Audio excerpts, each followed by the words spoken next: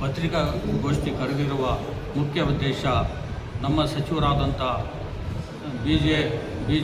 ಜಮೀರ್ ಅಹಮದ್ ಅವರಿಗೆ ಉಪಮುಖ್ಯಮಂತ್ರಿ ಮುಂದಿನ ಸರ್ಕಾರದಲ್ಲಿ ಉಪಮುಖ್ಯಮಂತ್ರಿಯಾಗಿ ಮಾಡಲು ನಾವೆಲ್ಲ ಮುಸ್ಲಿಂ ಸಮುದಾಯದಿಂದ ಬೇಡಿಕೆಯನ್ನು ಇಟ್ಟಿದ್ದೇವೆ. ಜಮೀರ್ ಅಹಮದ್ ಅವರು ಒಬ್ಬ ಒಳ್ಳೆಯ ವ್ಯಕ್ತಿ, ಸಮಾಜಕ್ಕೋಸ್ಕರ ಬಹಳಷ್ಟು ಕೆಲಸವನ್ನು ಮಾಡಿದ್ದಾರೆ.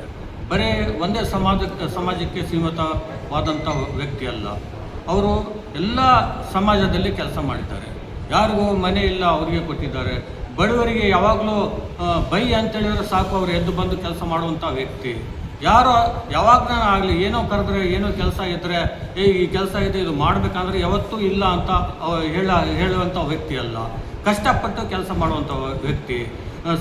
ಎಷ್ಟೇ ಕಷ್ಟದ ಸಂದರ್ಭದಲ್ಲಿ ಬಂದು ಅದು ಆದಷ್ಟು ಬೇಗ ಸಾಲ್ವ್ ಮಾಡುವಂಥ ವ್ಯಕ್ತಿ. ಜಮೀರ್ ಅಹಮದ್ ಅವರು ಭಾಳಷ್ಟು ಪೋರ್ಟ್ಫೋಲಿಯೋದಲ್ಲಿ ಇದ್ದರು, ಭಾಳಷ್ಟು ಇಲಾಖೆಯಲ್ಲಿ ಕೆಲಸ ಮಾಡಿದಂಥ ಅನುಭವ ಅವರಿಗಿದೆ. ಅದೇ ಥರ ರಾಜಕೀಯದಲ್ಲಿ ಅನುಭವ ಇದೆ. ಕಾಂಗ್ರೆಸ್ನಲ್ಲಿ ಅವರು ಯಾವುದೇ ಜವಾಬ್ದಾರಿ ಕೊಟ್ಟರು ಅದು ಪೂರ್ಣವಾಗಿ ಮಾಡುವಂಥ ವ್ಯಕ್ತಿ ಜಮೀರ್ ಅಹಮದ್. ಯಾವತ್ತೂ ಹಿಂದೆ ಸರಿದಂಥ ವ್ಯಕ್ತಿ ಅಲ್ಲ. ಅವರಿಗೆ ಭಾಳಷ್ಟು ಕರ್ನಾಟಕದಲ್ಲಿ ಮತ್ತು ಕೇರಳದಲ್ಲಿ ಎಲೆಕ್ಷನ್ ಟೈಮಿಗೆ ಜವಾಬ್ದಾರಿಯನ್ನು ಕೊಟ್ಟರು. ಆ ಜವಾಬ್ದಾರಿಯನ್ನು ಸರಿಯಾಗಿ ನಿಭಾಯಿಸಿದಂಥ ವ್ಯಕ್ತಿ ಜಮೀರ್ ಅಹಮದ್. ಕರ್ನಾಟಕದಲ್ಲಿ ಆಗಲಿ ಎಲ್ಲೇ ಆಗಲಿ ಎಲೆಕ್ಷನ್ ನಡೆದರೆ ಅವ್ರಿಗೆ ಯಾವುದೇ ಕ್ಷೇತ್ರದ ಜವಾಬ್ದಾರಿ ಕೊಟ್ಟರು ಅದು ಗೆಲ್ಲಿಸುವವರೆಗೆ ಅವರು ಬಿಡುವಂಥ ವ್ಯಕ್ತಿ ಅಲ್ಲ. ಅದೇ ಥರ ಕೇರಳದಲ್ಲಿ ಮೊನ್ನೆ ನಡೆದಂಥ ಎಲೆಕ್ಷನ್ನಲ್ಲಿ ಅವರಿಗೆ ಜವಾಬ್ದಾರಿಯನ್ನು ಕೊಟ್ಟಿದ್ದರು. ಆ ಜವಾಬ್ದಾರಿಯನ್ನು ಪೂರ್ತಿ ನಿಭಾಯಿಸಿ ತಮ್ಮ ಕಷ್ಟಪಟ್ಟು ತನು ಮನ ಧನದಿಂದ ಅಲ್ಲಿ ಕೆಲಸ ಮಾಡಿ ಆದಷ್ಟು ಕ್ಷೇತ್ರಗಳನ್ನು ಗೆಲ್ಲಿಸಿಕೊಟ್ಟಂಥ ವ್ಯಕ್ತಿ ಜಮೀರ್ ಅಹಮದ್ ಅವರು. ಜಮೀರ್ ಅಹಮದ್ ಒಂದು ಒಳ್ಳೆಯ ವ್ಯಕ್ತಿತ್ವ. ಜಮೀರ್ ಅಹಮದ್ ಯಾವತ್ತೂ ಯಾರಿಗೂ ಇಲ್ಲ ಅಂತ ಹೇಳೇ ಇಲ್ಲ.